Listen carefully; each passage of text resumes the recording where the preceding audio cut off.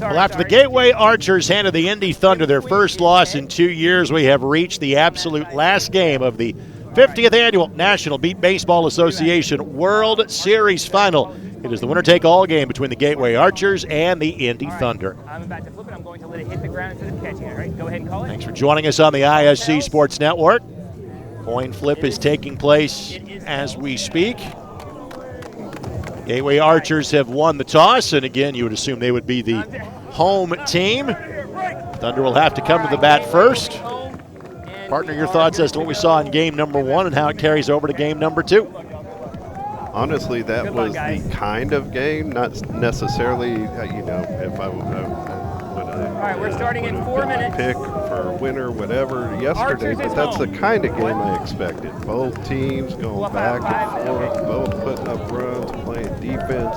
We did not see that yesterday, but the Archers came to play in this one, and I'm glad that they won the coin flip. I don't know if something was changed over the years, but back in the day, if you won the coin flip for the first game and forced a second game, they flipped sides. So I'm glad the Archers get a chance to be the home team. I don't know, a little bit unfair, I guess, in my mind, if the Thunder got to be the home team in both games. Momentum on the side of the Gateway Archers. I would say lack of pressure is on the side of the Gateway Archers. Your thoughts about how the Thunder respond to their first loss in a couple of seasons? I'm ready now.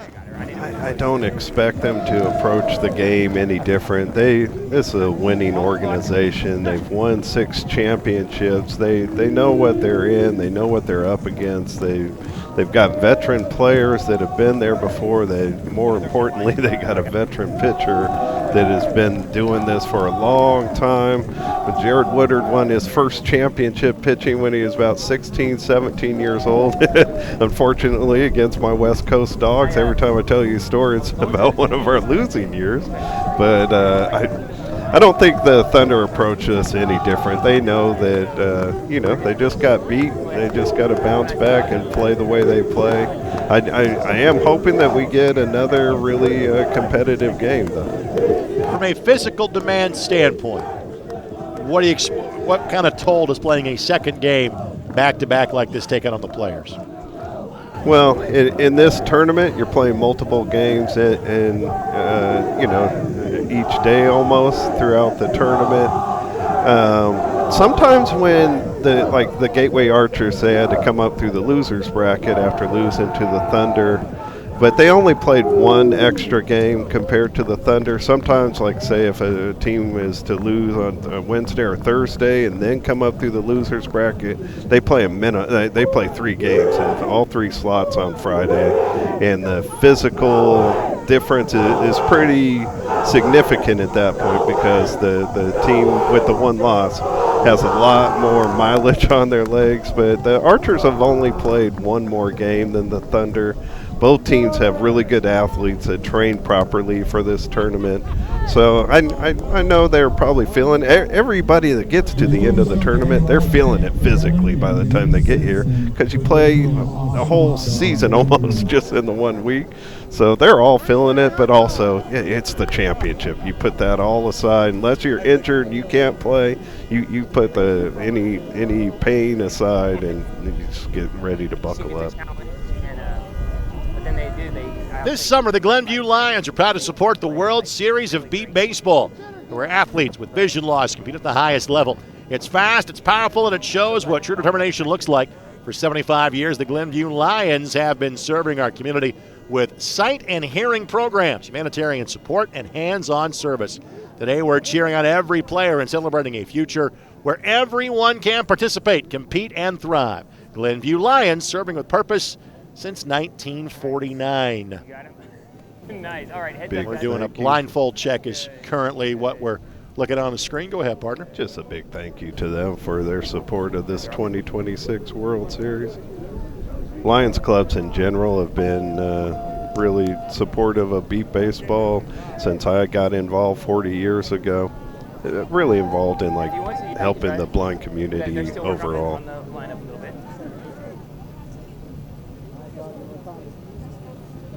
To the field go the Gateway Archers.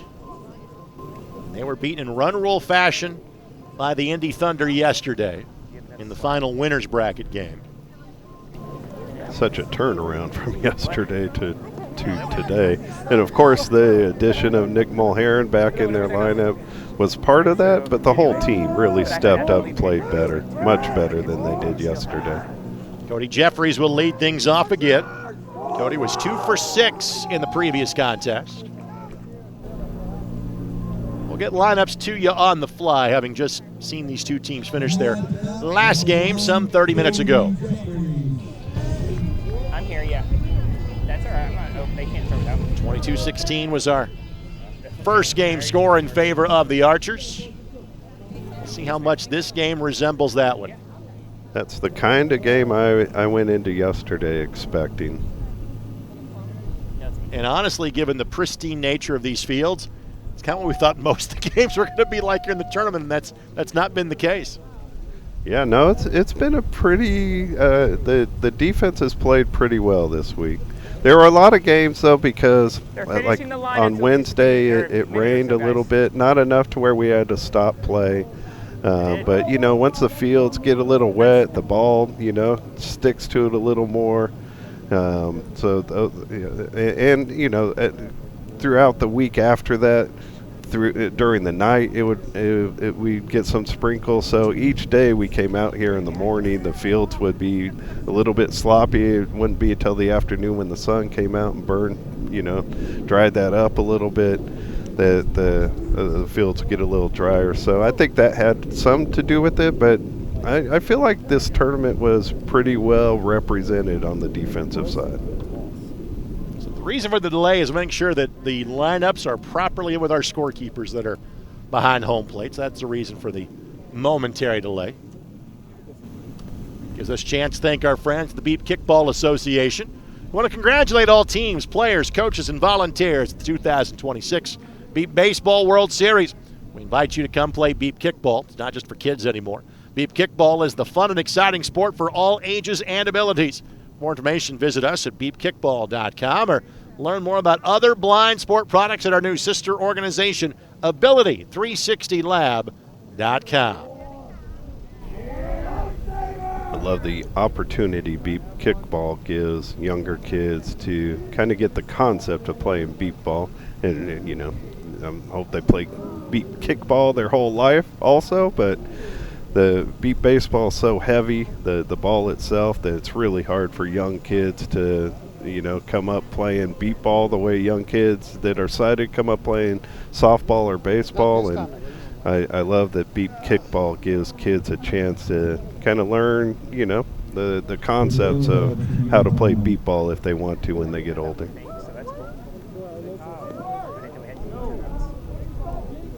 Just making sure that everything is lined up properly. Reason for the momentary delay. Budgeted about a 30-minute turnaround time between game 1 and game 2. Not far off from that. See the device the gentleman is holding behind the catcher. That is the base alternator in terms of first base, third base. And it's not just every other. Frankly, the batter would have an advantage. It rotates, but not evenly, not a pattern. For a game that we saw 38 runs get scored between the two teams, they did a good job. The game was just a little over 2 hours. Normally, when you hear scores getting up in the 20s, we're looking at a 3-hour game. They did a good job getting in and off the field, moving back and forth, not taking up a lot of time.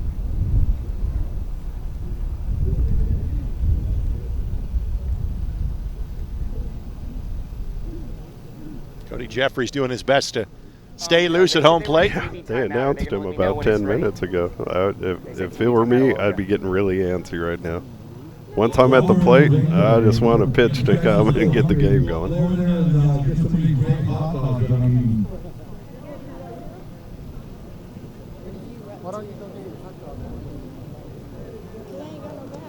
Tell you what, let's step aside. We'll take a quick 30-second break. We'll come back with the first pitch in a matter of moments as you're watching on ISC. Every incredible play you're seeing today started long before the players took the field. Playing at the highest level requires preparation, determination, opportunity, and the belief in what's possible. The Chicago Lighthouse practices these qualities every day for people who are blind, visually impaired, disabled, and veterans. As proud sponsors of the 50th Beep Baseball World Series, we celebrate the athletes on this field and the limitless potential they represent. The Chicago Lighthouse, lighting up human potential. Bases, please. And we're ready to go. Thank you. Thank you. Play. Finally, we're going to see Cody get his first Strike. pitch. Swing and a miss by Jeffries. And 2 for 6 in the previous game.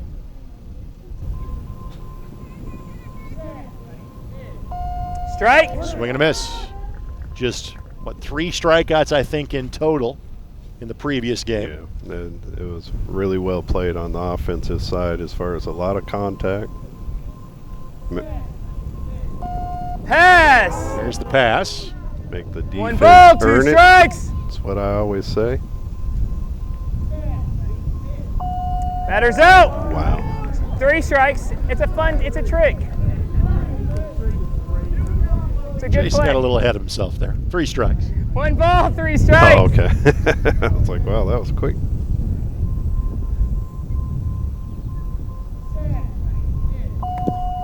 Ball hit right side.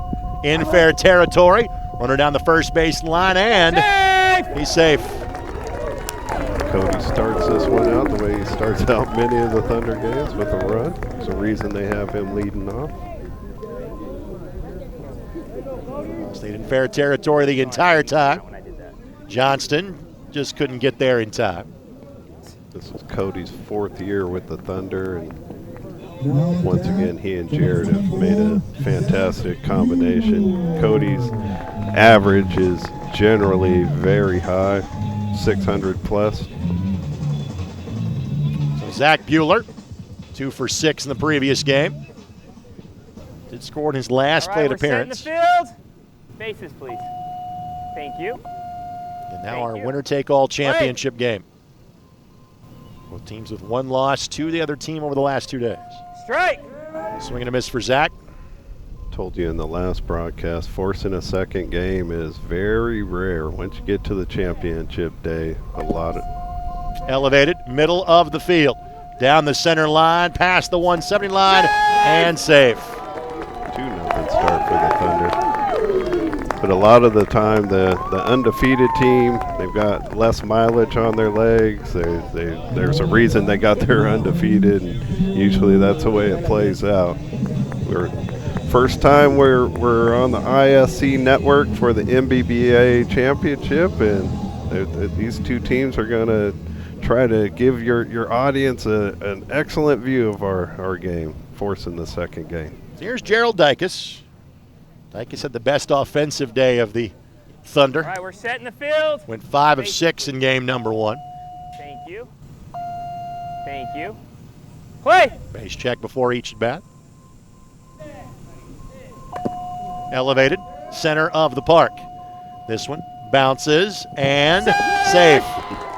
And again, even though Rodriguez lined it up and really kind of knocked it down after a bounce or 2, just the elevation got Dykes on the run. Yeah. And it seems we have found ourselves a motivated Indy Thunder squad to start this game. Definitely got off to a good start. Here's Justin Holland. He went 3 of 6. All right, we're set in the field. Bases. Retired his last 2 plate appearances of the previous game. Play. Contact made, elevated. Left side, bounces past Rodriguez, past the deep center fielder, and that is another run. That was Zion Prince, who was lined up behind Rodriguez. But this is the Thunder offense we are used to seeing. This is the way yesterday's game started out.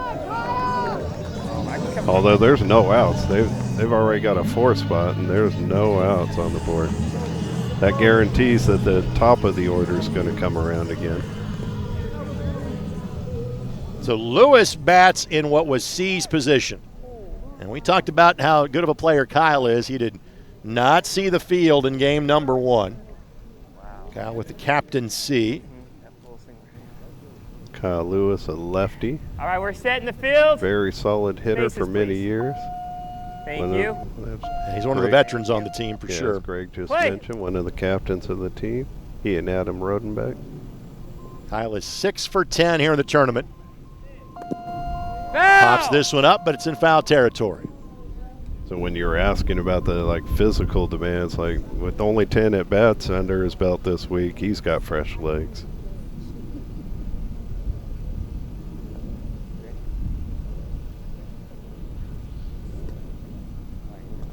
One strike. Play.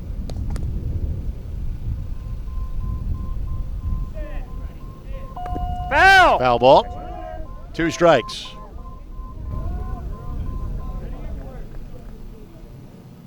I believe this is the first left-handed batter we have seen today. 2 strikes. I think everybody has been Play. from the right side. I don't know why I always think Gerald Dykes is a lefty. He's that quick out of the box, maybe. Pass. That was his take. 2 strikes and a One ball, pass 2 on strikes. Kyle. I don't know that the Archers have a lefty on their roster. Foul. Fouled straight back. 3 strikes. First 4 batters have all reached for the Thunder.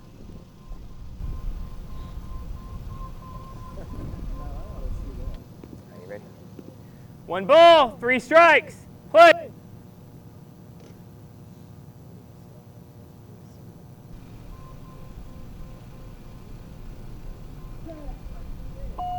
Batter's out. Swing and a miss. First out is also the first strikeout of the game.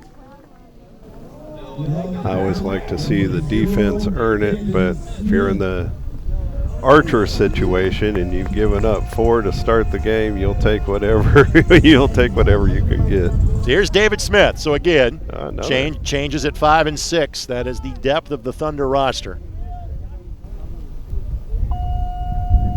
So C and Rodriguez not in the batting lineup to start the game. Strike. Smith is swing and a miss. Neal, tell us about David. David Smith came up with the San Antonio Jets. You know, in beat baseball too, you never know when somebody's going to find the sport. Even if you're in the blind community, Strike. you might not know that beat baseball even exists. David didn't find beat ball till he was in his mid-30s, and he became an instant offensive juggernaut. Like, he's got good power, good base runner. This is his second year. He came up with the San Antonio Jets. He's from Texas. This is his second year with the Thunder. Swings and misses, 3 strikes and a pass. He played for the Gateway Archers in 2024, but literally just days before the World Series started, he was diagnosed with testicular cancer. Still played in the tournament. Has to make contact here. Swing and a miss. So both new hitters strike out for the Thunder. Couple tough outs after that. It's kind of a momentum killer. You know, you got 4 straight runs to start and then back-to-back strikeouts. But so David, he was diagnosed with the cancer right before the 24 tournament. Spent that whole off season going through his treatment. Thank goodness he's cancer-free now. But he was back, and last year it's his first year with the Thunder. He was back playing. Here's Jeffries led off with a run to start the inning.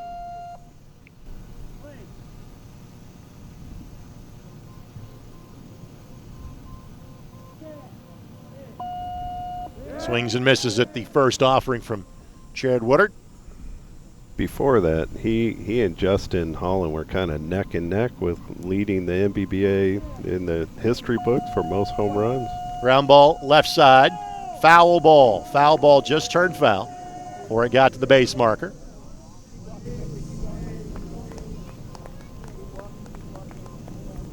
Smith hasn't hit a home run in the last few seasons, but he has home run power. swings the bat like he's angry at the ball. We've seen a few of those today. Look at the defensive alignment around the park. Prince and Rodriguez in the I formation up the middle, if you will, for the Archers. Got Erod playing fullback. 2 strikes. Play. Looks like this is going to be a take. Pass. So now 2-1. Cody went. Got it. They went deep in the count his first time up. Still made contact. He struck out in that 6th inning of the previous game. Contact made, center of the park. Knocked down by Rodriguez. Going to get there in time? I think he did. Oh, they got him? Looks like Rodriguez got the out. Jeffries does not get the run. First 4 batters score. Next 3 retired as outs. And we go to the bottom half of the first inning. But the Thunder jump in front early, trying to defend their World Series title. Home half of the first for the Archers, and we come back on ISC. Every incredible play you're seeing today started long before the players took the field. Playing at the highest level requires preparation, determination, opportunity, and the belief in what's possible. The Chicago Lighthouse practices these qualities every day for people who are blind, visually impaired, disabled, and veterans. As proud sponsors of the 50th Beep Baseball World Series, we celebrate the athletes on this field and the limitless potential they represent. The Chicago Lighthouse, lighting up human potential.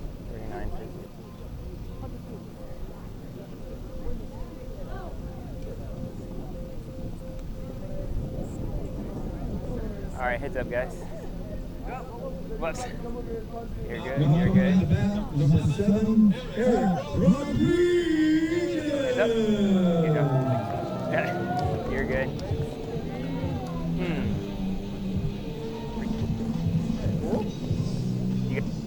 So to the bottom half of the first inning we go. Archers getting a chance to bat here for the first time in this game. It's a good start for the Thunder, putting 4 on the board, although scoring the first 4 straight, it looked like they may put some distance already in the top half of the first. A couple of strikeouts put out by Eric Rodriguez, and that got the Archers off the field. And again, I don't like to see strikeouts and want to make the defense earn it, but in the Archers' case, when the hot start with the Thunder, they'll take those 2 strikeouts. And Jared Woodard, I don't even know when the last time was he struck out 2 in a row. It's not something that happens. Archer's got a gift. They got to take advantage of it, though, now. Thunder, I have number 39 in for number 0. Oh, so Ty Rodriguez already coming back in the game. Yeah, they wanted to get probably Rodriguez in the field. Wanted to give Smith at least an at-bat. Play. So Rodriguez now in. And speaking of Rodriguez, here's Eric to lead things off for the Archers. Fouls that one back.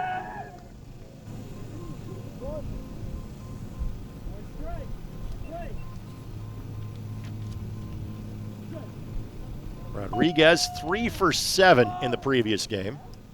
He missed. As an out his first 4, scored his last 3 times up. Elevates this one, center of the field. Couple of bounces past every fielder, and that will be a run for Rodriguez. The start the Archers needed after giving up 4 in the first. That one goes all the way through. Rodriguez on a hop cleared the 170 line. So here's Mulherrin. Mulherrin had a huge game offensively in this first game. Mulherrin went 6 for 7. Nice little addition to the lineup for Championship Saturday.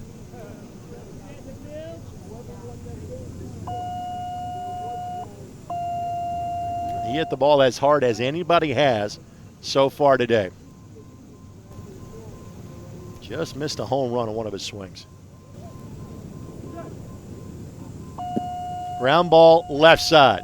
Short fielder knocks it down. Jeffries got it.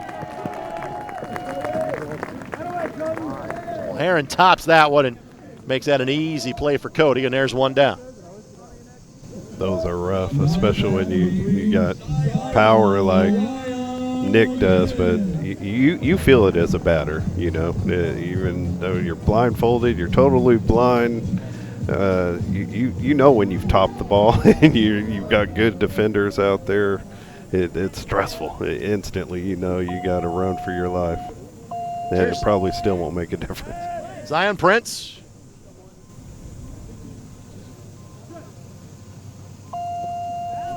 Gets a piece of that one foul. Zion went 2 for 7 and hit into the equivalent of a double play his last time up. The one hopper fielded by Jeffries. Strike. And again did so with a 9-run lead in the top of the 6th inning. Got time. Turn around. Prince asks for a readjustment. It's surprising to me how it played out, the first game. The Archers put up 22 runs. Got 2 strikes. Zion Prince, one of their top hitters, didn't have that good of a game. Eric came back as the game went on, but Eric got off to a rough start, starting out 1 for 5. There's the take. I got time. Let me know when you're good. They still managed to put up a 22 spot on this Thunder defense. That was a very impressive win for the Archers.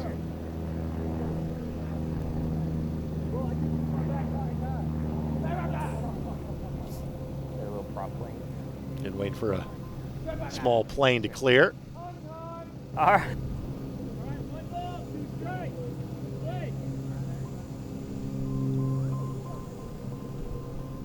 Was another positive to Strike. having the tournament at One this ball, 3 facility strikes. this week. There really wasn't a lot of air traffic. No. We've had a couple small planes come by today, but if you're anywhere near an airport, the timeouts are nonstop. Swing and a miss.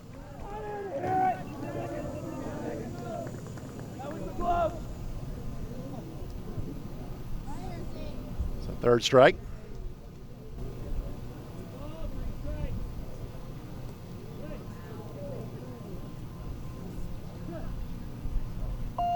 Ground ball, left side.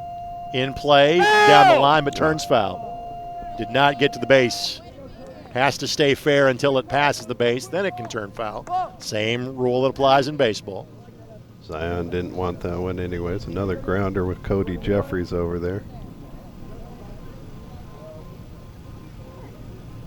Now you referenced the lack of flight traffic. Thankfully, we are not in the flight path of either Midway or O'Hare here in Chicago. Far enough west in Aurora. We're about 25 miles away from Northern Illinois University, if you're familiar with that part of the state. Take your time. Let me know when you're ready. You got full count. No, it's a perfectly placed facility for beat baseball.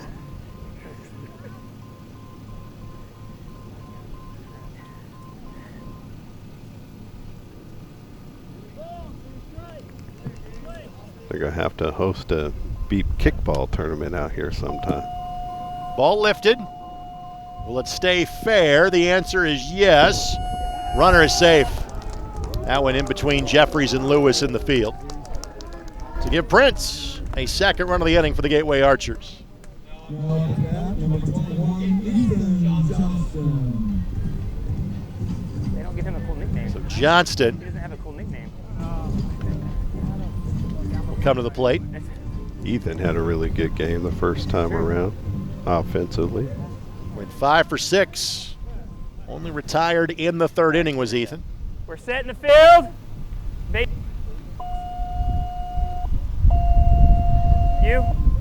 Play.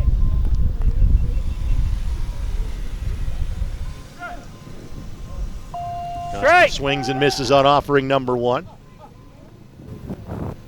Mike Curtis, the pitcher.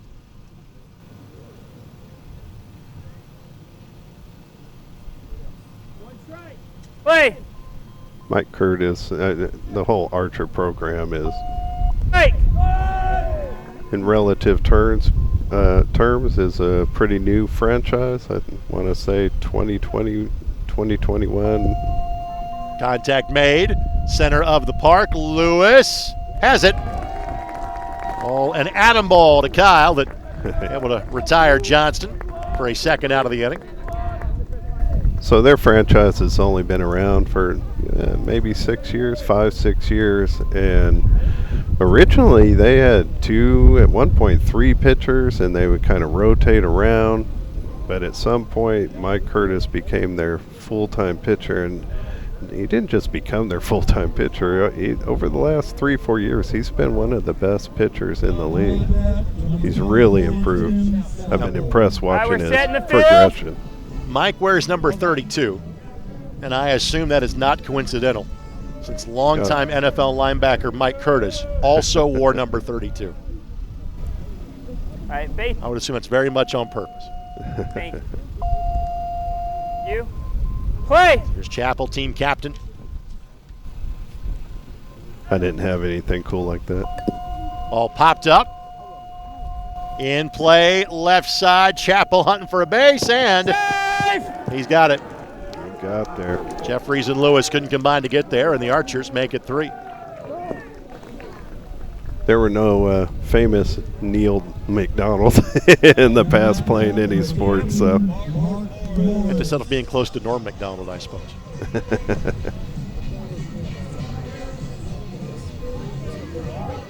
Here's Mark Morris. Mark had an inning where he retired all 3 putouts All right, we're setting in the field. previous game. Good Bases, morning, please. good afternoon, and good Thank night. you. 3 for Thank 6 at the plate Play. in the previous game as well.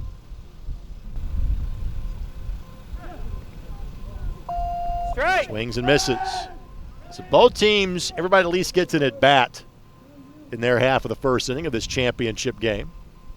And our second and final game of the day, our final game of the tournament. Foul. Swing and a miss. Got a piece, but still a second strike. 2 strikes. A really good Play. job by Gateway forcing this winner take all. Strike. Swings and misses at that one, third strike. See if he takes a pass here.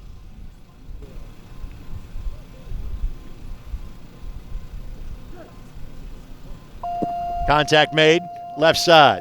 Lewis makes an effort for it, and out. It got to Holland. He made the play behind Lewis, and that is the end of the inning. But both teams show their championship medal in their half of the first inning. It is the Thunder 4, the Archers 3 in this winner-take-all game, as you're watching from Aurora, Illinois on ISC.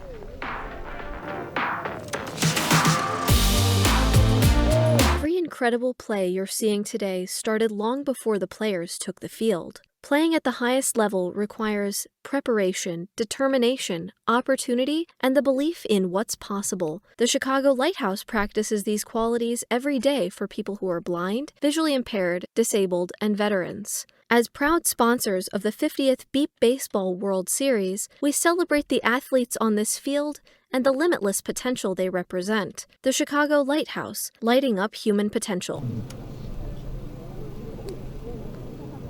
I have a chance to show you these great crowd shots the entirety of the day.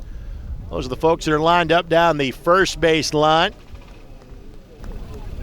And the joy of having 2 teams that are relatively close by.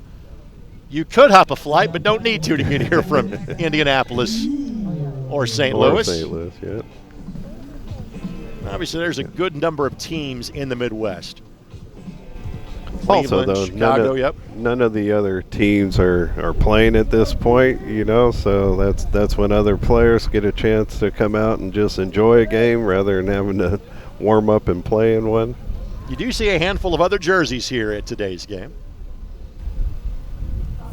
So Bueller, Dykes, and Holland, who all scored their last time through, will lead this inning off in the top of the second.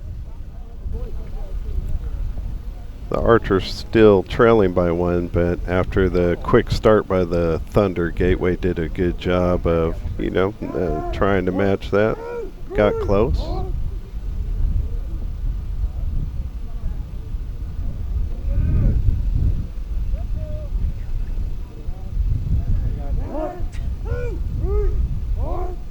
Jared had 2 strikeouts in that first inning. He's not going to give away. I'd be surprised if he even had another one the rest of the game. Heard the fielders calling out kind of their number. That's to kind of tell everybody else is where you hear the earshot where they are. Bueller swings and misses. Yeah, not only is communication important, while plays are going on, but communicating with the players around you before the pitch is thrown, making sure things sound right. You can tell when things are off if somebody's in the wrong spot, or if like me as a player out on the field, if I'm in the wrong spot, just by talking to the players around you, it's like, that doesn't sound right. It doesn't feel right. You can you get a feel for where the sound should be. Another small plane overhead. We may have hit crop dusting season not too far from here. And that's done more for the fielders in play, trying to hear that ball from a further distance away than, say, pitcher, catcher, batter. Sometimes you hear the batter call a timeout, though, for a plane, which is always... Bueller sends it right side. Couple of hops. Can Mulherrin get there? No. Didn't get there in time. Kind of had it surrounded, could never get it in his grasp, and Bueller scores for a second time in as many tries. But sometimes I have seen offensive players call for the timeout with for a plane or any kind of sound. As a hitter, I would never do that. If the defense doesn't want to call it, I'd rather put the ball in play and make them field it with an extra challenge. All right, we're set. Dyke has scored on a pop up to the left side his first time through.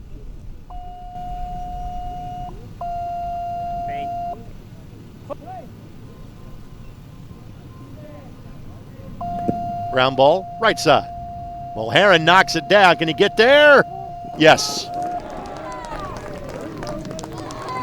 Mulherrin able to track that one down in time. One away. Good play by Nick. I talked in the last game that's one area that might be tougher for him. Jumping back in after being out with an injury is a little rust on defense. Made a nice play there. Ball hit him right in the chest. Able to corral it in time for the speedy Dykus ready to get to the base. Bases, please. So one in, one out. Thank you. Here's Holland, who also scored his last time up. Play. Made a nice play in the field last inning. Strike. I thought in the first game, as they're playing all the different walk-up music, that the songs were, Hit left side, elevated.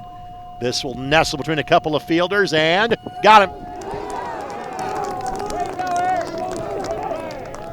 Rodriguez, I think, picked that just in time. We'll take a side-by-side look here.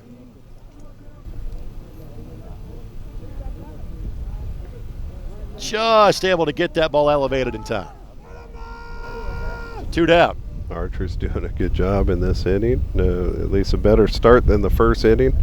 The walk-up music's been a lot of fun to listen to, and I was assuming that each player chose a song, but they're playing a different song every time. But I've been enjoying the mix. They're giving us a nice little mix of tunes for the walk-up music.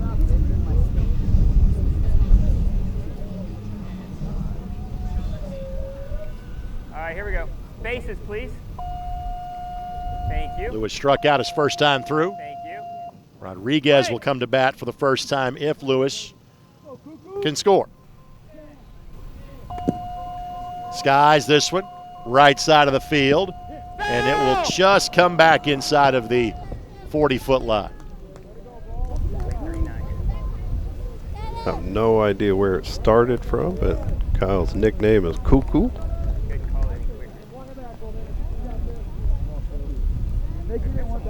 He's maybe a big fan of Cocoa Puffs. Well, who isn't, Greg? Come on.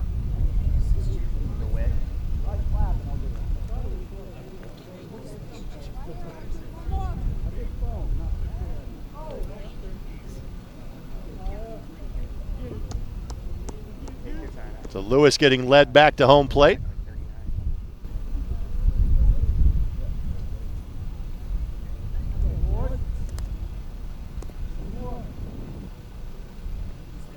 those players that does have a level of eyesight. So he does, again, everybody has to be fully masked, but he'd be one of the reasons why. 1 strike. Play. Something I remember them telling me when I was first learning the game is the umpire doesn't know who can see or not, and they're not going to trust you. So everybody's going to be blindfolded. You're not on the honor code here. Everybody's going to be on the same plane. Be honest, when you're playing in places like Houston, Texas, wearing that blindfold all day, it's not that comfortable. So somebody like me that doesn't even have light perception, I wish I did not have to wear it. 2 strikes and a pass. Lewis makes contact, but that immediately goes foul. It no longer exists, but there used to be Carolina League. They had teams in both North and South Carolina, and they played by a little bit different rules than we do. But they were allowed to. 1 ball, 3 strikes. If they had proof that you were a total, you didn't have to wear a blindfold in that league. It's counted 3-1. Swing and a miss. Second strikeout for Lewis, and 3 successive batters retired in the top of the second for the Thunder. They'll take a 5-3 lead to the home half of the second. You're watching this NBBA World Series championship game on ISC. Every incredible play you're seeing today started long before the players took the field. Playing at the highest level requires preparation, determination, opportunity, and the belief in what's possible. The Chicago Lighthouse practices these qualities every day for people who are blind, visually impaired, disabled, and veterans. As proud sponsors of the 50th Beep Baseball World Series, we celebrate the athletes on this field and the limitless potential they represent. The Chicago Lighthouse, lighting up human potential. Thanks for joining us here on the ISC Sports Network. Our crew has been tremendous all day long. Again, we have the joy of broadcasting the Love Tito's Beep Baseball Bonanza each and every year. Our first chance being here for the final day of the NBBA World Series. I'd said after Jared had those 2 strikeouts in the first inning, I'd be surprised if he had another one the whole rest of the game, but he already has had a 3rd one in the second inning. It's unusual. It's, certainly not, not terrible, but it's unusual for Jared Woodard to have 3 strikeouts in a game, and they've come in the first 2 innings. Had one in the 6th inning of the last game also. Thanks to Jordan Shue, David Kahn, Jeremy Hayes, Dan and Jerry Robinson, Bill Law, and Bill Rush. Making sure our similar to you on this Saturday afternoon or morning or evening, wherever in the world you might be watching from. So Rodriguez, who reached and scored his last plate appearance. The Archers literally alternated runs and outs as all 6 batters came to the plate in the bottom of the first inning, rather. Ground ball, left side. Rodriguez hustling for the base. That's in play, and that's going to be a run. Jeffries couldn't make the immediate play, and when that happened, Rodriguez was going to be safe.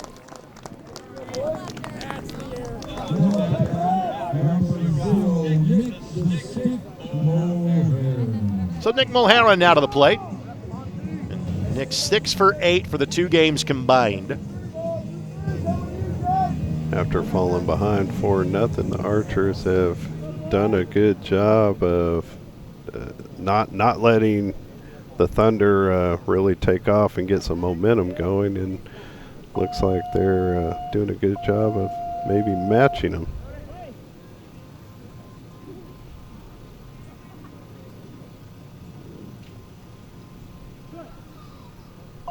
First pitch swinging. This one hit left side. Past the short fielder. Next couple of fielders. Then you got him, yep. Got that one. Holland just got that in the air in time. And Mulheron is retired for a 2nd consecutive plate appearance. Nice play by Justin.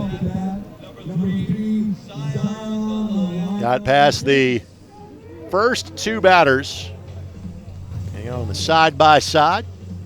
Once you get into that 3rd level, you know that the time is short. Yep. Outfielders have to play a different game than what I had to play playing up short. And once it gets into that third level, the players just got to go straight to the ball and pick it up. There's no time left. Good job by Justin.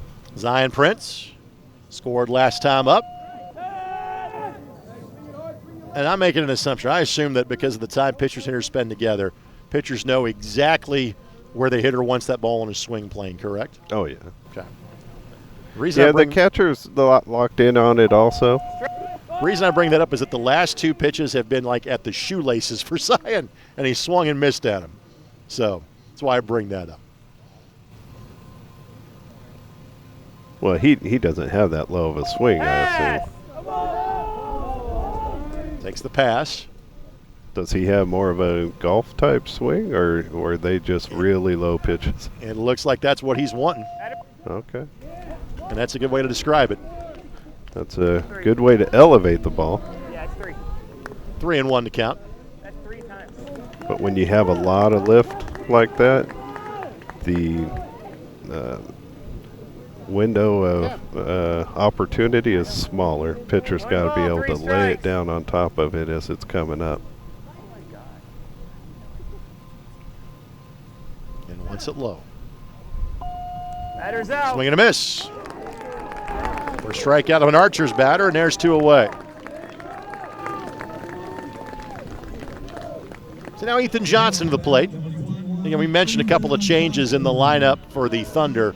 Exact same lineup for Gateway. It's funny when we were talking about it in between games.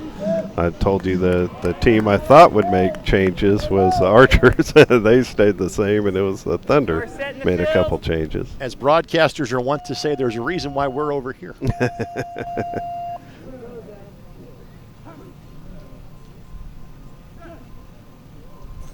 Johnston makes contact, elevates this center of the park. Can Rodenbeck get there? Yes. Got to it just in time, did Rodenbeck. Able to snag it right as Johnson was hitting the base, and both teams score and then record 3 successive outs in the second inning. It is 5 for the Thunder and 4 for the Archers. To the top of the third we go on ISC. Every incredible play you're seeing today started long before the players took the field. Playing at the highest level requires preparation, determination, opportunity, and the belief in what's possible. The Chicago Lighthouse practices these qualities every day for people who are blind, visually impaired, disabled, and veterans. As proud sponsors of the 50th Beep Baseball World Series, we celebrate the athletes on this field and the limitless potential they represent. The Chicago Lighthouse, lighting up human potential. Take a look at the fans with the pop-up tent is the way to go in terms of getting some shade. And again, weather-wise, we got exceedingly lucky all week long, both from a temperature standpoint, but also from a rain standpoint. Things did not get backed up. Partner, you were telling me a little bit of rain, but no delays in terms of games played this week? Yeah, none at all. Fortunately, there was no lightning, which is the big game stopper for any outdoor sport. Wednesday, we definitely got some rain. We had the teams had to play through it. It was pretty light. It didn't last too long. Most of the rain outside of that came through the night, so the fields were wet Wednesday, Thursday, Friday. Each time the teams came out, they were wet fields. Took a while to dry up, but overall, just the weather hasn't affected this tournament at all, and it's been affecting tournaments of late. The 23 tournament got shut down for half a day because the heat index in Norman, Oklahoma got so high. Same thing in we were here in Illinois last year, even though St. Louis hosted it. We were closer to the Missouri line in Illinois, but it was the same thing. They had to make changes. You know, we usually play the games 8, 11, and 2, but they had to change the 2 o'clock games to the afternoon or to the evening because of the excessive heat. So Tyler Rodriguez now at the plate in his first at bat of this game. Went 2 of 5 in the previous game. Smith got the first at bat, then Rodriguez entered in the home half of the first inning. Elevates this one, right side, but won't reach the 40-foot line. And the count goes to 2-0. I was a little surprised at how quickly D. Smith was taken out. I'm not surprised at all they brought Tyler back in, but I thought Smith would get a couple innings of play.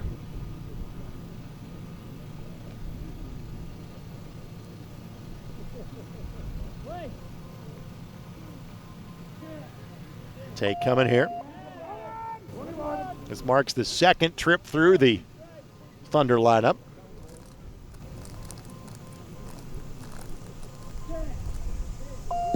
Contact made, right side. Bounces once, bounces twice, and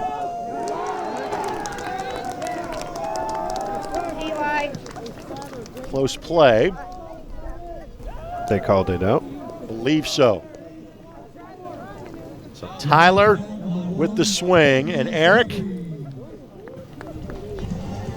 with the play in the field. Brother versus brother. Bring up the Happens top of a lot. the order. Cody Jeffries up at the plate. Zach Bueller on deck. Bueller.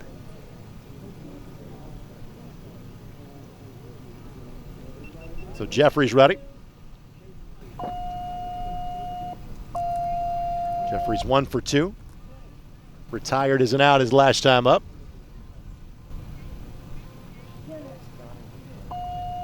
Swings over top of that and misses.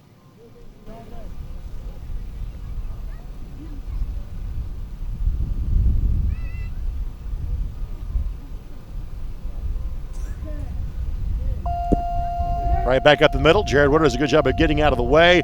Ball knocked down by a fielder and underneath of Prince. Prince is able to knock that down and straightaway center. He's probably got an out because how quickly that ball got to him and got underneath of him, which allows Jeffries to score and put a run on the board for the Thunder. Extends their lead to a 2-run lead. 1 out here in the top of the third. Here's Bueller.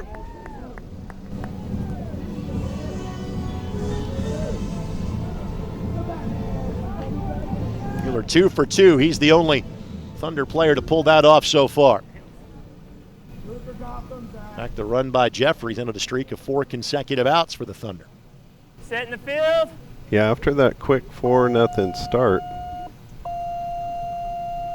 they had 3 straight outs and then just scored the 1 run in the second inning. Ground ball, left side. Bueller hustling down the line. Short fielder's got it. He's out. Wow. That's Mark Morris. Getting Cody and Zach back to back. Good showing for the defense, but now they got to deal with Dykes and all his speed. I think simply we have seen here in this game, Neal, that ground balls, not good. No. Fly balls, much better opportunity.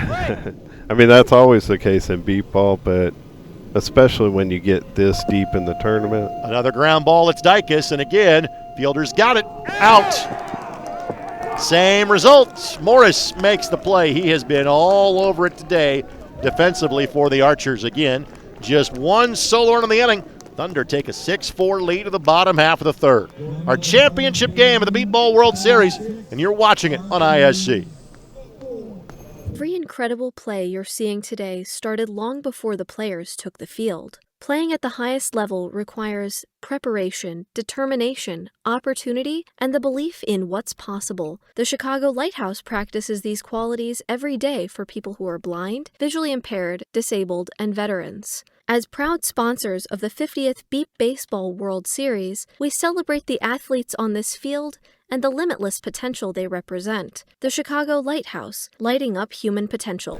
No, that's perfect. I said no. This summer, the Glenview Lions are proud to support the World Series of Beat Baseball, where athletes with vision loss compete at the highest level. It's fast, it's powerful, and it shows what true determination looks like.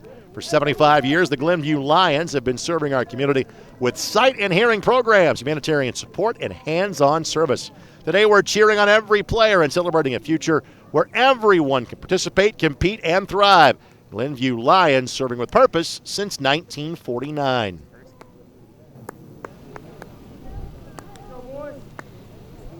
But you were talking about the difference between hitting on the ground, hitting it in the air. It's obviously always going to be better for you as a hitter to get it up in the air. But when you get this deep into the tournament and at the championship game, both teams have, good defensive players. Right. And when you're looking at the players up front for the Thunder, you got Cody Jeffries and Adam Rodenbeck, and on the other side, Mark Morris and Nick Mulheron.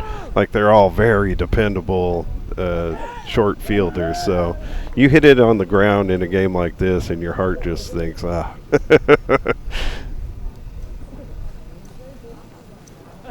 chances of scoring at that point are no good. Even they were able to get Gerald Dykes on a grounder, even with all his speed. All right, here we go. We're setting the field. Chappell, Mark Morris, and Eric Rodriguez, the trio, do up 5-6-1 for the Archers this time through. So the Archers, Foul. after the quick start by the Thunder, they've only put up one run apiece in each the second and third, and the Archers are the home team. One So, strike. Play. the goal is to get out in front and hold the lead at the end of each inning. Chappell makes contact. Ground ball right side. Rodenbeck couldn't get to it. And that's a base hit. So that'll make it a one-run game. But so far, the Archers haven't been able to totally take advantage of the Thunder slow start here through the first 3 innings. See if they can turn that tide in this inning. It's one of those right between Rodenbeck and Rodriguez, and just couldn't track it down. Archers now have scored a leadoff run in all 3 innings so far. And back to a one-run game.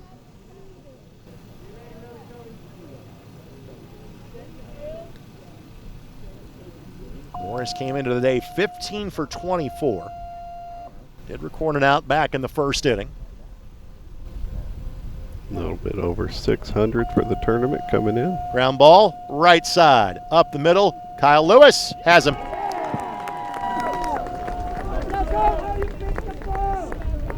Lewis has been a magnet out there in the field. I think that's his 3rd putout already after not playing in the first game. Just to the right side of that center line where Lewis lines up, and Lewis, in fact, even blew by the bag. Not that it mattered. Lewis had him corralled at that point, and there's one away. Kyle's another player that's been kind of a utility player. He's played short, mid, deep. He's got experience at all 3 levels. Eric Rodriguez is 2 for 2. He and Tim Chappell have that honor so far for the Archers. Eric came into today 13 for 20. Again, struggled early, delivered late in the first game for the Archers. And the Archers did most of their damage in the last 3 innings. Yeah, nearly all of it. That's a really 22, big late. Rodriguez, ground ball, left side, past Jeffries. Bueller can't get there and safe.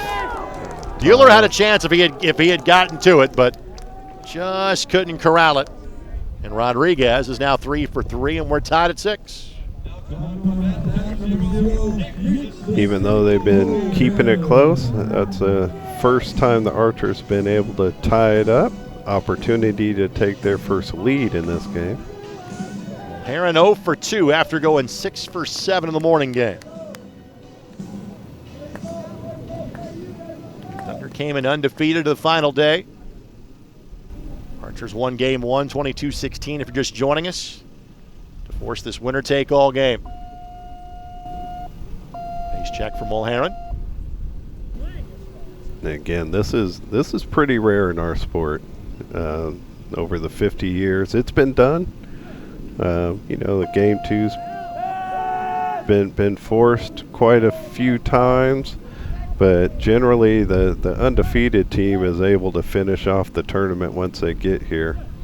It's really rare, and who knows how this one is going to play out at this point, but it's really rare when that team that comes in with one loss pulls off the winning the title. I can only remember it happening twice, 1988 and 2003.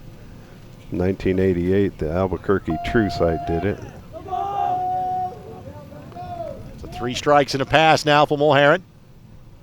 So he'll have to swing this time by. Swing and a miss. First time he has struck out today. Second strikeout for the Archers in total. He is 0 for 3, and there's 2 down. We're not quite halfway through, but between the two teams, it's 5 strikeouts. I think we only had 3 in the first matchup.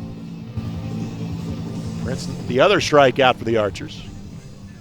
He's 1 for 2.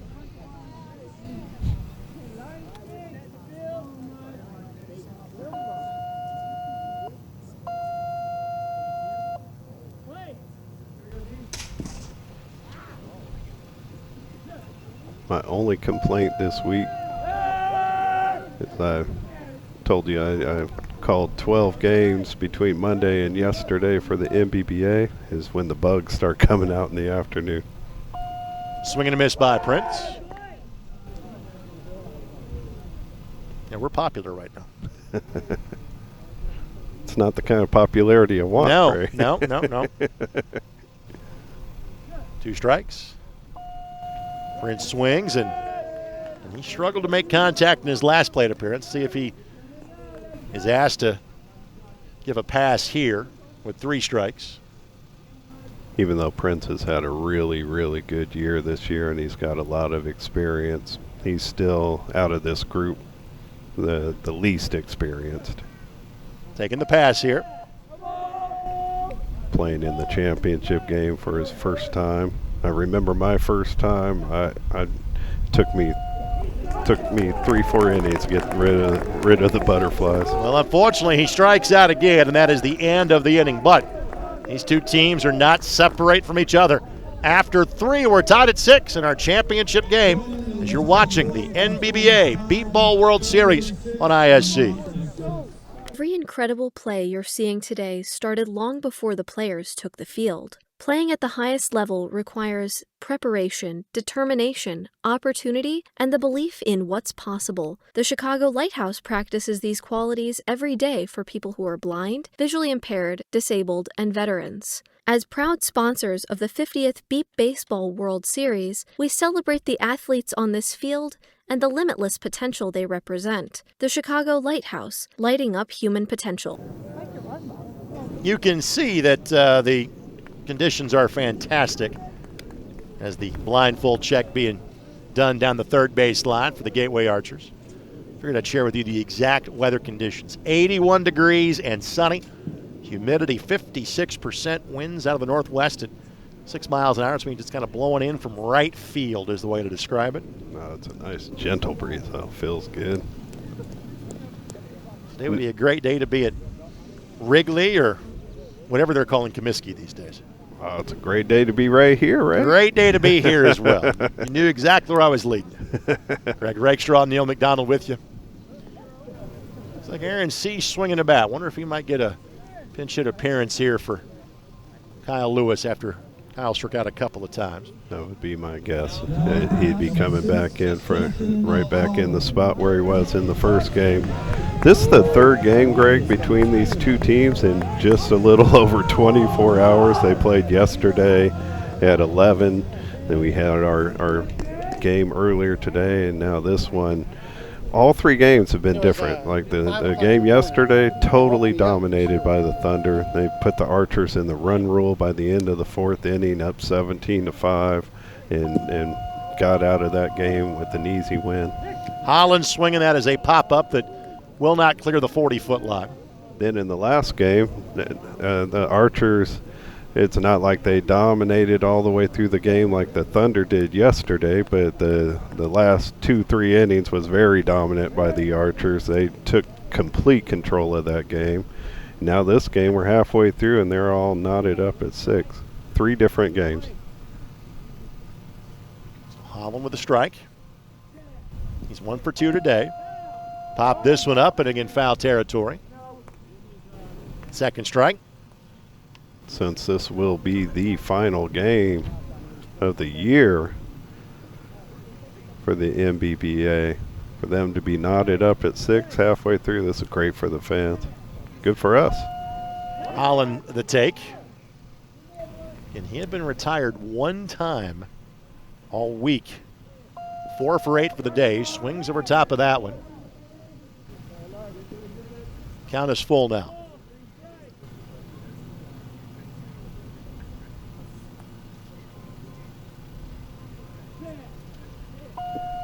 Foul ball.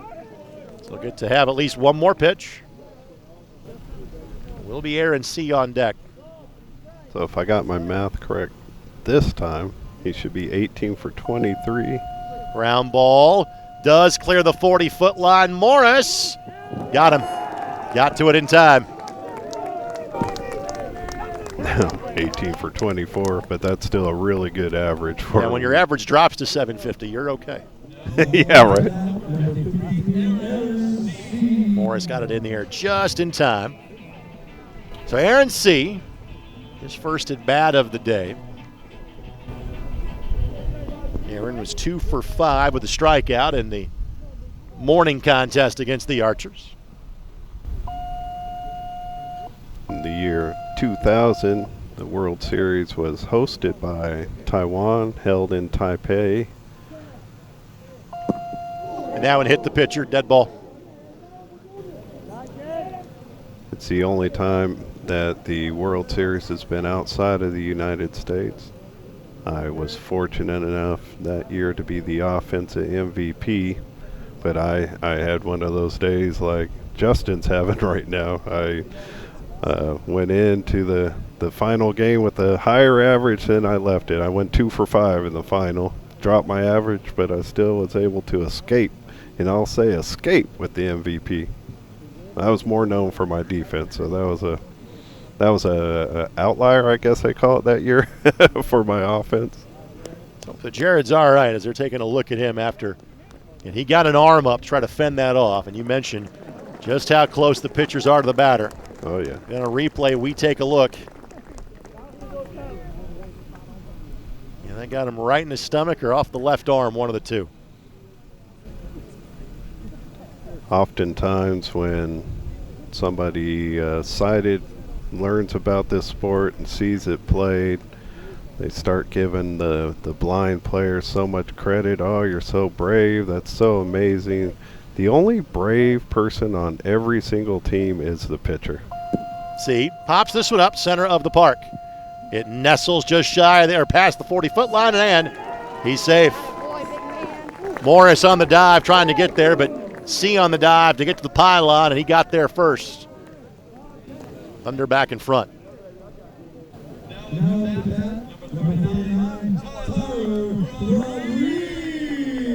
Without the pitcher, this game doesn't exist, but it really takes a certain kind of mentality to stand 20 feet away and throw a 1-pound rock at people that can hit the ball like these guys can. Well, again, you're seeing the guys wear the protective gear from a face mask standpoint. I almost wonder if maybe saying, hey, we probably ought to put you in a chest protector too, may not be a bad idea.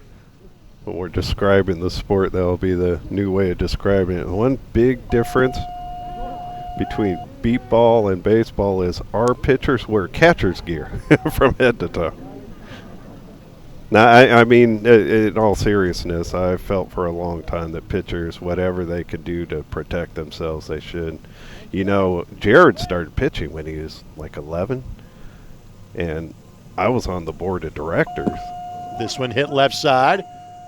Gets to the deep fielder in Chu. Karam's off of him, but he got it in time. Able to pick it up before Rodriguez reached the base, and there's 2 down. Nice play by 88. Did he use the glove, Greg? He had the glove but didn't use it.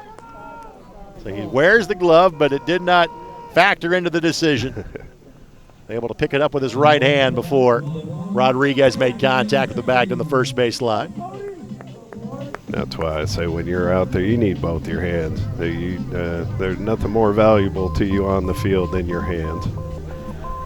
But I was on the board of directors when Jared started pitching, and he, like I said, he was somewhere between 10 and 12. I want to say he was 11 from memory. But I talked to the other board directors, like, I know our pitchers don't really, back then, none of the pitchers wore anything. And I was like, we got to protect this kid. This is not going to be a good look on our sport if that 1 pound rock hits this kid in the head. And I took a lot of flack. People were saying, I don't want him to pitch. It wasn't that I didn't want him to pitch. I wanted to protect him and the league. Jeffries foul ball down the right side. Jeffries 2 for 3. This marks the 4th trip through the lineup for the Indy Thunder. They have tallied single runs now in the 2nd, 3rd, and 4th. Both teams have scored in every inning, but the biggest inning belongs to the Thunder. They had their first 4 batters have reached. Since that time the bats have cooled. The fielding's been outstanding for the Archers. That was the biggest inning for both teams. Correct. As the Archers put up 3. Didn't match the 4, but they Ball elevated, right side.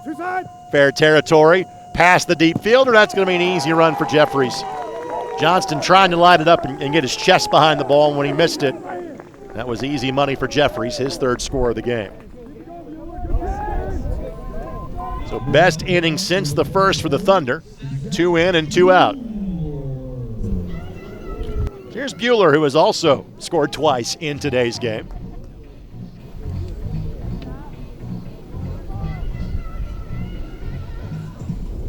if you want to start a 2-out rally, Cody and Zach Buehler, Dykus, pretty good options to try and do so.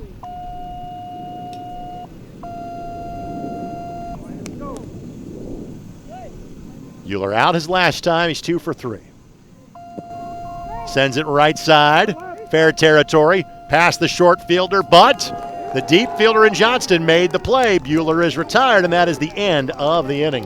Ethan Johnston. And these two teams just kind of throwing jabs right now. No haymakers yet.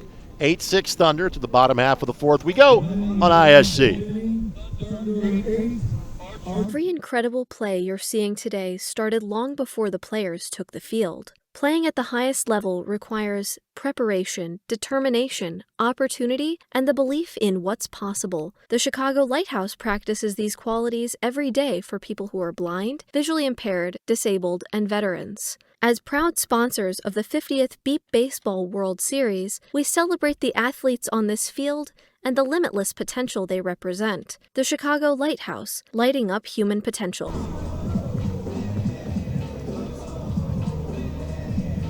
Back on the ISC Sports Network. Greg Rakestraw, Neal, McDonald with you. Our second and final game of the day, our final game of the tournament. Winner-take-all championship game. Aaron C. is going to return to the field here as he batted that inning. So they'll change the defensive alignment a little bit here for the Indy Thunder. Well, Lewis is going to stay in the game defensively as well.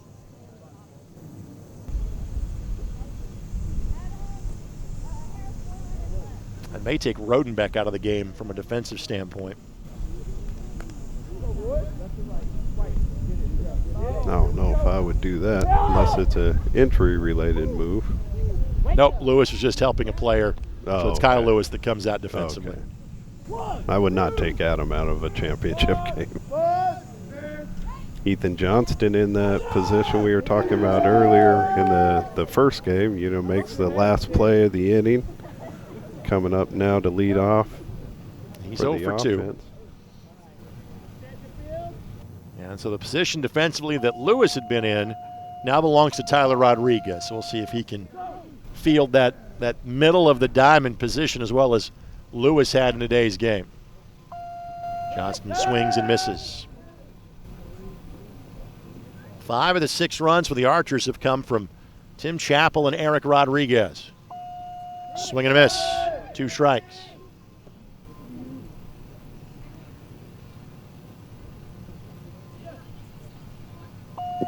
Ground ball in play. Left side, Jeffries bounces it around.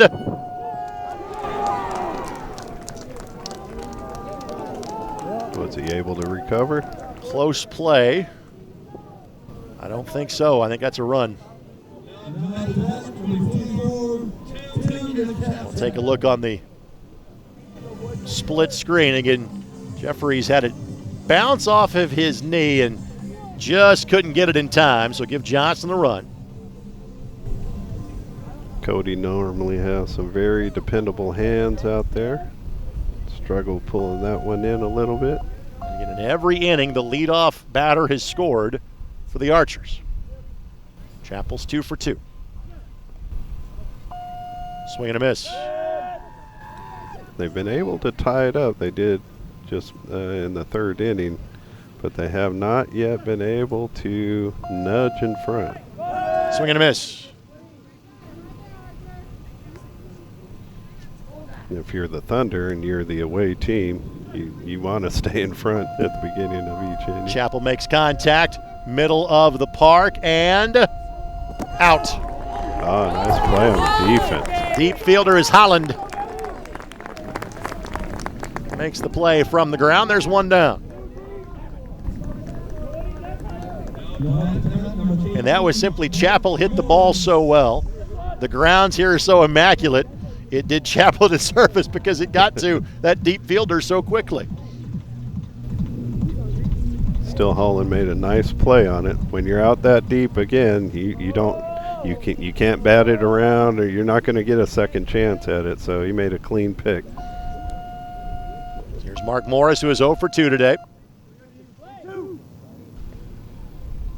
First time that Chappell had been retired. Morris fouls that one back. 1 strike. And these two combined to score 38 runs in the morning game. Much different game than the morning game. Mm-hmm. This is my kind of game. I was always a defensive-minded player. Morris, ground ball in play. Short field. Can Jeffries get there in time? Yes. Wow, that's a big put out right there by Cody. Whenever you can stop the speedsters, that's a good play. So here's Rodriguez, who came to the plate in the exact same scenario last time as the tying run, and he converted. So he has now scored, dating back to the first game, in 6 consecutive plate appearances.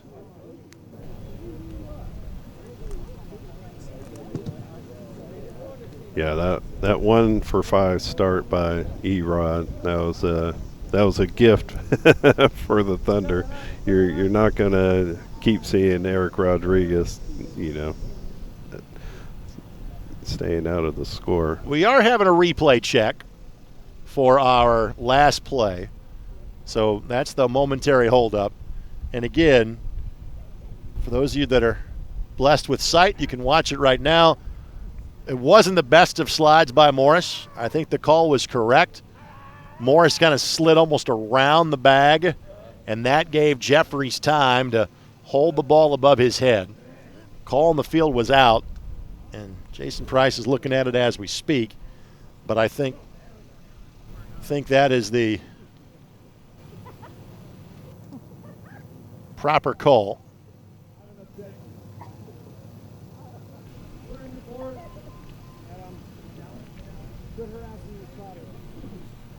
It happened once in the earlier game. I think it might have been Dykes. Did a slide into the base and got put out because his feet didn't hit the base. He didn't make contact until the arm got there. Well,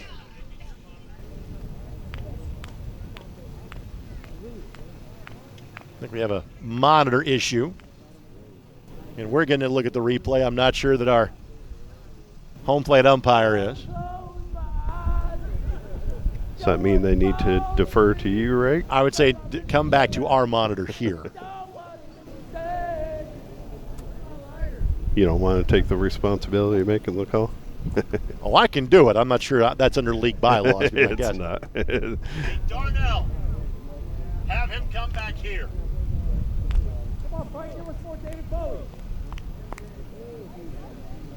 We may be joined in the booth by head umpire Jason Price with their monitor issues.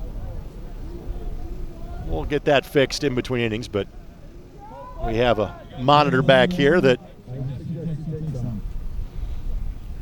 this is the first time in the history of the MBBA World Series that we've had this option. that's why we have the monitor close by, but sometimes technical issues happen, and so now we can roll it for Jason to get a good look.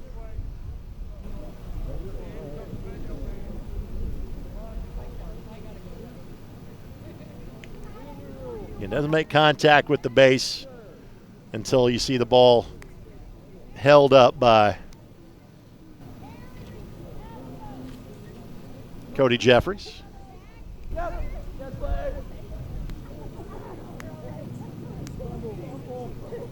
You expect the play to stand? I think it's going to be standing isn't out. And Jason getting his steps in, coming back to our location. Now, frankly, when you see replays in college baseball, sometimes in pro baseball, they got to go into the dugout. So not that different here.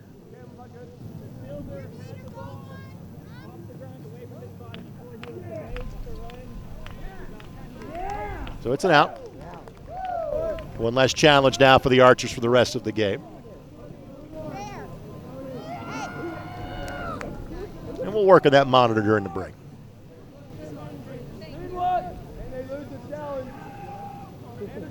So 2 down. Now Rodriguez to the plate.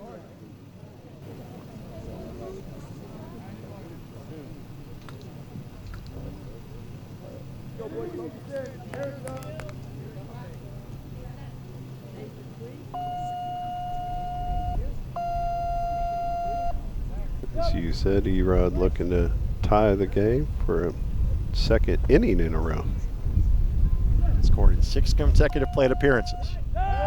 Swings and misses. So he is 6 for 10 for the day, and he has made contact and scored his last 6 times.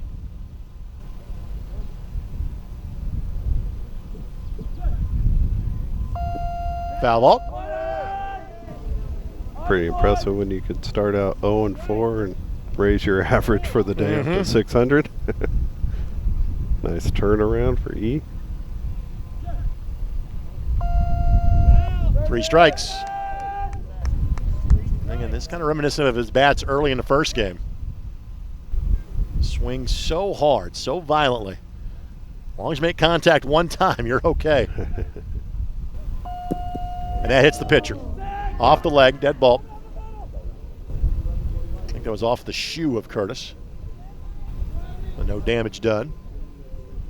I called a game with Gateway on Wednesday when Mike took one right in the face. Thank goodness his mask was there. It pushed the mask into his face so much that his cheeks swelled up a little bit. And has a take if he wants it. Solid contact made up the middle, past Holland. That'll be a run, and that'll tie us at 8. So Rodriguez now with 4 of the 8 tallies so far for the Archers. Gateway has stayed within reach all the way through. This is the second time now they've tied it up, but they have not had a lead as of yet in this game. Here's Mulherrin. After lighting up in the last game, he is 0 for 3 in this game and struck out his last time up. Yeah, you know, when Rodriguez tied it up in the last inning with Mulherrin coming up, I was thinking, well, they're going to take a lead now. Mulherrin doesn't get put out too much. But like he said, he's 0 for 3. A slow start in this game. Ground ball, left side. Jeffries will get there. And that is the end of the inning. So for a second consecutive stanza, the Gateway Archers will tie but not take the lead.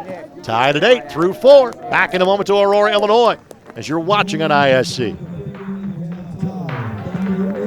Every incredible play you're seeing today started long before the players took the field. Playing at the highest level requires preparation, determination, opportunity, and the belief in what's possible. The Chicago Lighthouse practices these qualities every day for people who are blind, visually impaired, disabled, and veterans. As proud sponsors of the 50th Beep Baseball World Series, we celebrate the athletes on this field and the limitless potential they represent. The Chicago Lighthouse, lighting up human potential.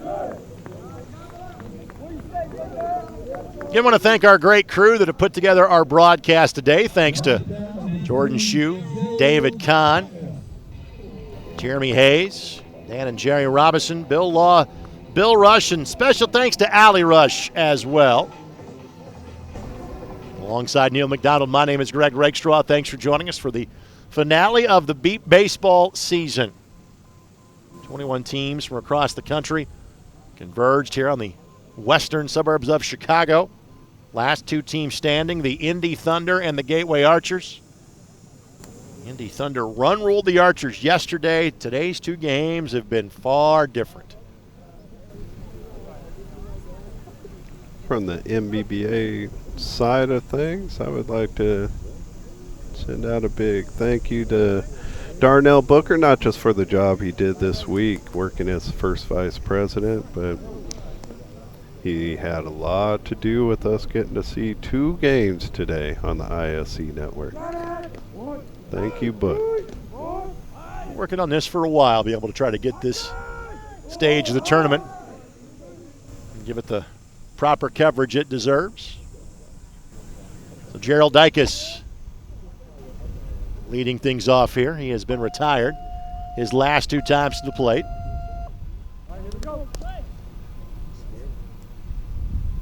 Down to the last two innings of the year, Greg. Dykes 1 for 3. And it could still go either way. Absolutely. And I think the advantage the Archers have of having that last at bat is absolutely massive.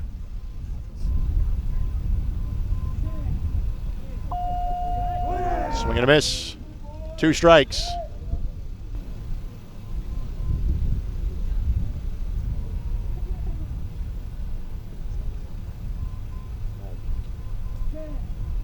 Dykes the take here.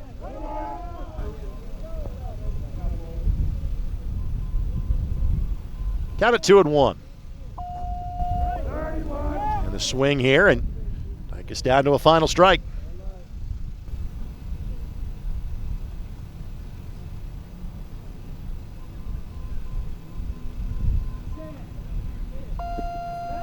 Foul ball.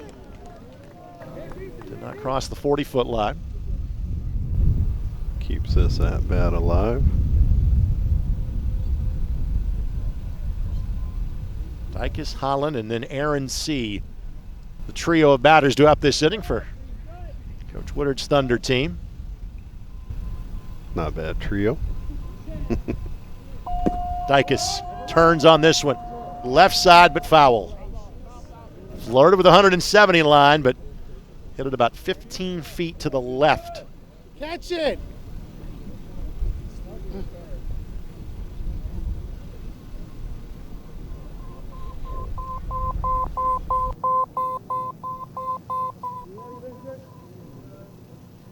Folks, that is the sound of the ball you are hearing.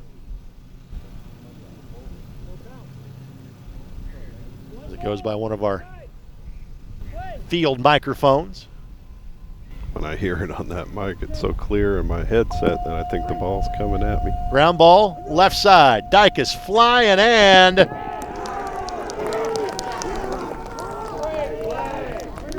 I think Shue got him. Just got him out. Number 88, Vincent Shue, makes a solid play on that defense.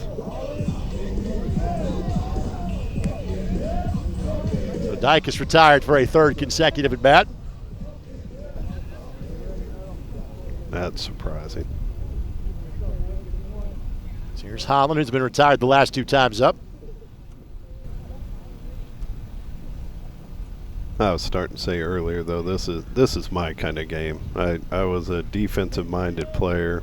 The West Coast Dogs were a defensive-minded team. I don't want to play in 22-18, 22-16 games. Ground ball, left side. Fair ball. Morris got him. That's an out. First 2 batters retired. First time that has been the case in this game, and now it's up to Aaron C. to keep the Thunder in front going to the bottom half of the 5th inning.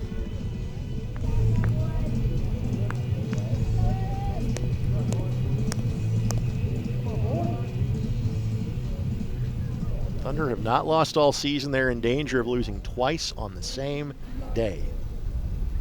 As you've stated a few times, they haven't lost all season. They didn't lose last season. They had their first loss in the last 2 years earlier today. C, right side, ground ball, past 1 fielder, past the 2nd fielder, 3rd fielder can't get there in time, and Aaron C. puts the Thunder back in front by a run. You know, it's not very often that Aaron hits it on the ground. He gave the defense a chance, but they couldn't take advantage of it. Go bring TY up, number 39. Tyler 0 for 2. He did not get the first at bat of the game. That went to David Smith. This marks the 4th trip through the lineup for the Thunder. They have scored in each inning. And the only true explosion kind of came in the top of the 1st. Yeah, for both teams, it's been pretty quiet since then.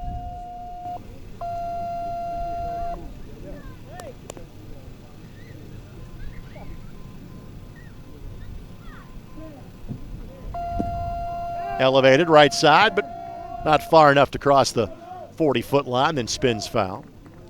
They are really proving that anything can happen in any game because, again, this is their 3rd game in just a little more than 24 hours, and all 3 games completely different.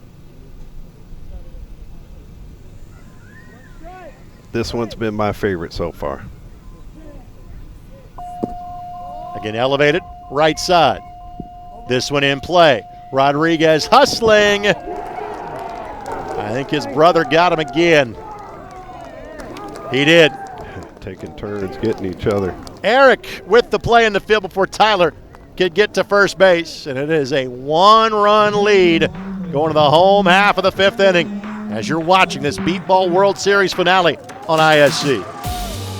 Every incredible play you're seeing today started long before the players took the field. Playing at the highest level requires preparation, determination, opportunity, and the belief in what's possible. The Chicago Lighthouse practices these qualities every day for people who are blind, visually impaired, disabled, and veterans. As proud sponsors of the 50th Beep Baseball World Series, we celebrate the athletes on this field and the limitless potential they represent. The Chicago Lighthouse, lighting up human potential. It's hot out. To the bottom half of the 5th inning, matters 3, 4, and 5 here for the Gateway Archers. We are getting to the pay window end of the contest. 9-8 Thunder lead in the bottom half of the 5th inning. Greg Rakestraw, Neal McDonald, and again, Neal, a little business to attend to. Yeah, if you're here at the field listening to us, or if you're back at the hotel listening to us, I'd like you to remember that the MBBA is doing a 50-50 raffle, so leading into the banquet, between now and the banquet, make sure to get your tickets, but also please support the National Beat Baseball Association's Women of Our League. They are also raffling off some nice prizes. They have a nice movie package. They've got a lottery package where you get all kinds of lottery tickets. So please support the women of our league. They're out here at this game. If you're here listening, look for Kim Blumenthal and some of the other members and buy your tickets. If not, make sure you get them before the banquet. Ground ball, short field. Jeffries got it. First out of the inning, and that is the first time the leadoff batter has been retired by the Thunder in today's game. This is the Archers' best opportunity, I think, so far to take the lead in the game. They have not been able to do it. They've tied the Thunder twice. They've been staying close. Nobody's gotten any real separation in this game at all. But the Archers coming in to the bottom of the fifth, just down one. This is their best opportunity to try to take their first lead. I would say whoever has the lead going to the sixth, that's significant. Absolutely. Johnson at the plate, swings and misses. He scored his last time. He's 1 for 3 in this game.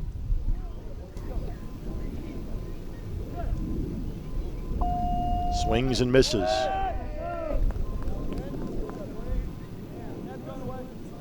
And last year's champs, the Indy Thunder. Johnston swings and misses. Hoping that they get their 7th championship in franchise history. The Gateway Archers trying to get their first.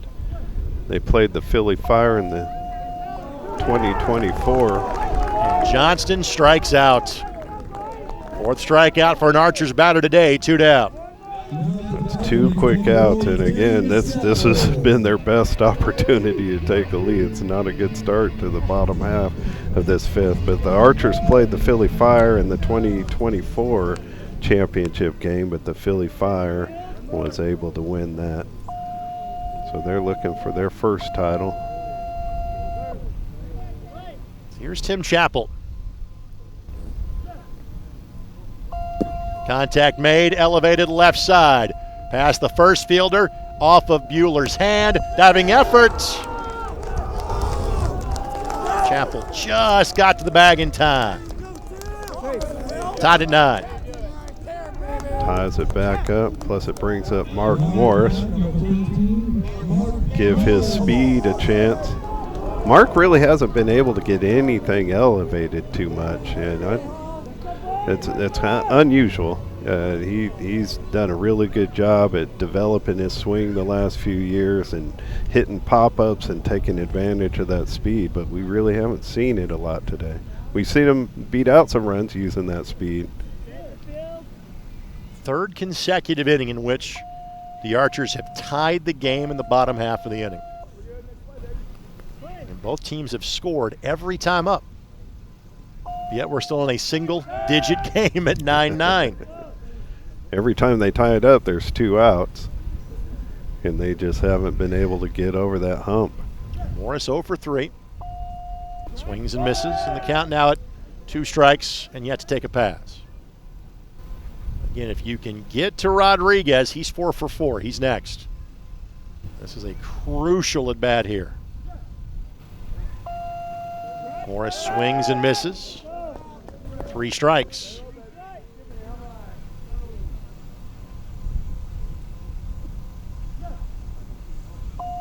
Foul ball. He'll get to do it again.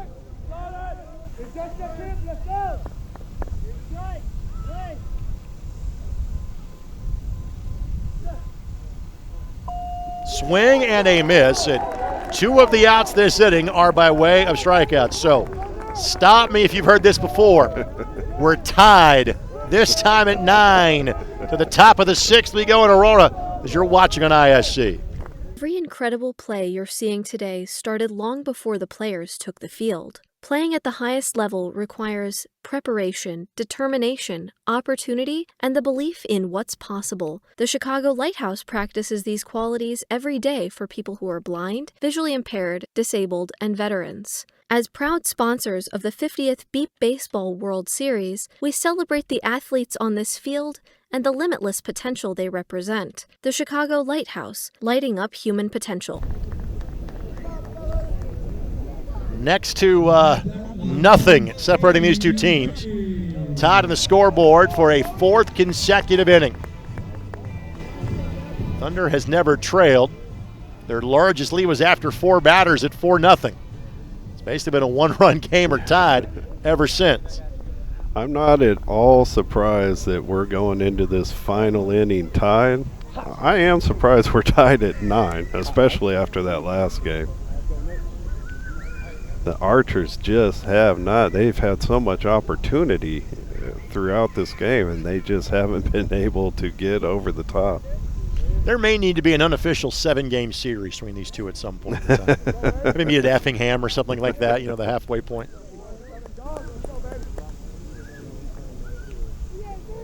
So top of the lineup, Jeffries 3 runs, Bueller 2 runs, Dykes a run.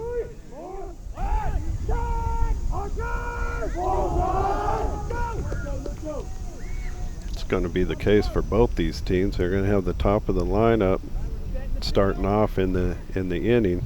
And the leadoff hitters are combined 7 for 8 for these two teams. Jeffries swings and misses as that ball was low and away. That should mean that we're lined up for some fireworks to finish this game, Greg. Contact made, up the middle. Driving ball gets the 170-foot line, and Jeffries is safe. Prince just kind of mistimed his dive, and when he got to the turf and couldn't grab it, that was all she wrote for that. And the Thunder with a 1-run lead. So that one got pretty close to the line, or was it mostly? Well, it was rolling, so okay. not as a home run. Okay. So Bueller scored his first 2. He's been retired his last 2. Ball has been on the ground for Zach, and frankly, given his speed, that's usually that big of a detriment. But that's how well the ball has been fielded, particularly by Morris, but really the entire team for Gateway. Ground ball, left side. Off of Morris, but Morris will get to it before Bueller gets the bag. That's an out. That's good recovery by Mark Morris. Oftentimes, especially with the speedy base runners, if you knock it away or don't clean it, field it cleanly, you've lost the battle. But good job by Mark to recover and make that play. Here is Dykes, who has been retired as an out for 3 consecutive at-bats. That does not happen very often. Yeah. Scored his first time up.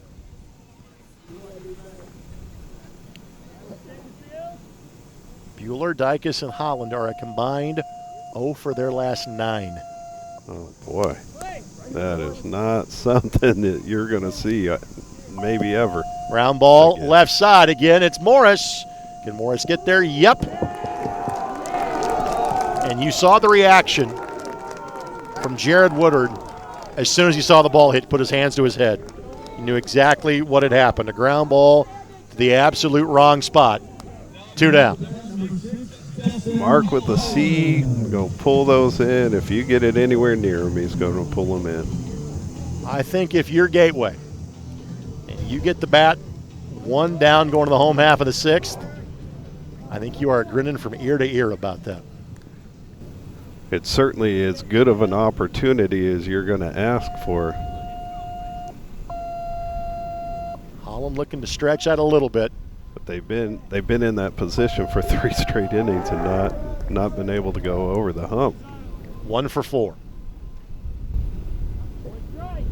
And if Holland can score, C has scored his last 2 times. Pops this one up, foul ball.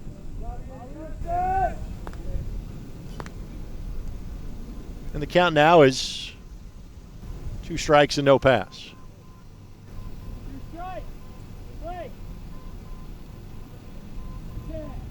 Holland with the pass here.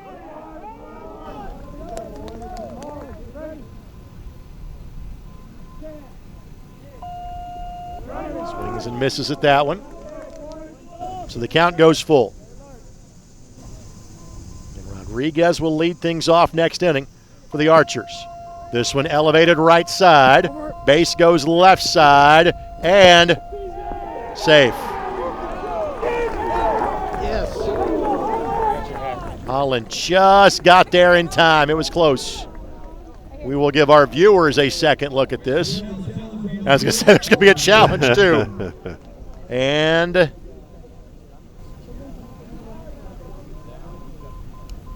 in that angle on our third base umpire, unfortunately, kind of, we'll take a look from a different camera angle. And again, ball is in possession but not elevated by the fielder. Contact is made. I think it's going to stand as a safe call, but frankly, my opinion is secondary on the matter. See what Jason Price has to say. Safe. So that's going to be their last challenge. Correct. Frankly, it was close enough play. It was worth challenging. And it's so late in the game, like, you know, you can't take it home with you. Although it's very possible we may see an extra inning or two the way this game's going. All right, so here is C, and now you're talking about a 2-run lead. Can you make it a 3-run lead? The most that the Archers have scored an inning a day is 3. I think there's a massive difference in a 1-run lead and a 2-run lead, and 3 could tag onto that C. Left side, hustling down the line, and got him. Out. Recorded by the Archers. That's Zion Prince that makes the play. So 2 to tie, 3 to win it for the Gateway Archers when we come back to Aurora, as you're watching on ISC. Every incredible play you're seeing today started long before the players took the field. Playing at the highest level requires preparation, determination, opportunity, and the belief in what's possible. The Chicago Lighthouse practices these qualities every day for people who are blind, visually impaired, disabled, and veterans. As proud sponsors of the 50th Beep Baseball World Series, we celebrate the athletes on this field and the limitless potential they represent. The Chicago Lighthouse, lighting up human potential. So Rodriguez will lead things off. He is 4 for 4. Mulheron is 0 for 4 that follows him. Prince is 1 for 4. 2 to tie, 3 to win a championship. 0 or 1 means the title stays in Indianapolis for a second consecutive year. And combining the Thunder and the Edge, 9th time in 10 years between the two Indy franchises. Gateway's got to appreciate the opportunity they have right here to come in the bottom of the inning. They're down 2, but they got the top of their order coming up. They're in a really good position to take this. Can they take advantage of that?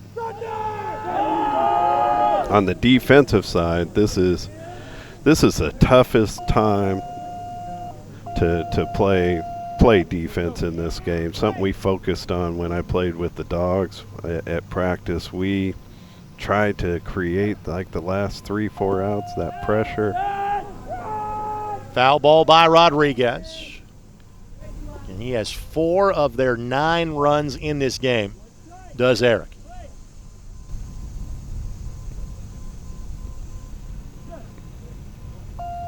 Swing and a miss.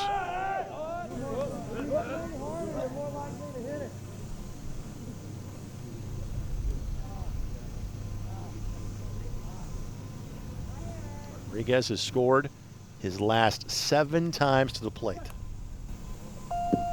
Elevates this one, but does so in foul territory. So 3 strikes. Again, does have a pass if he so chooses.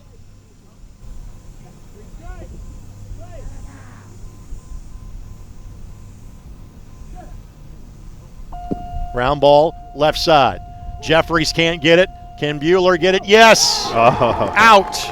First time Rodriguez has been retired in this game. Big play by Bueller.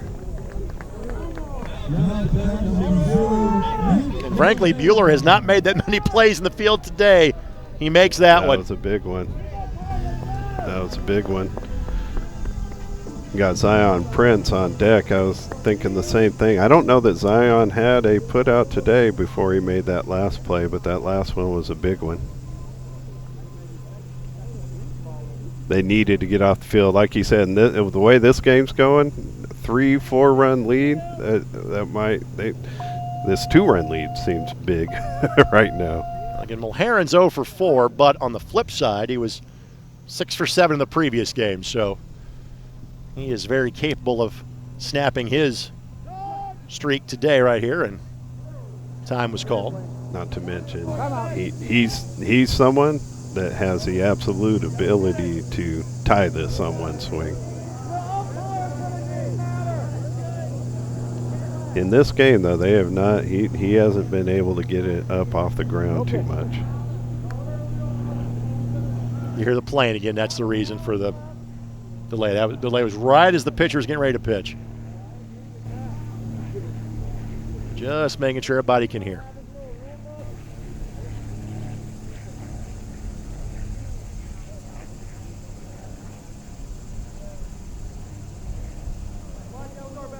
T.Y., make a play, baby.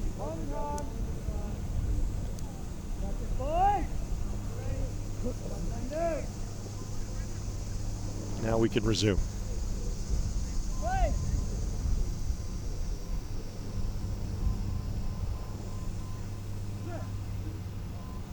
Mulheron swings. Ground ball. Left side. Deep fielder. Has it. Two down.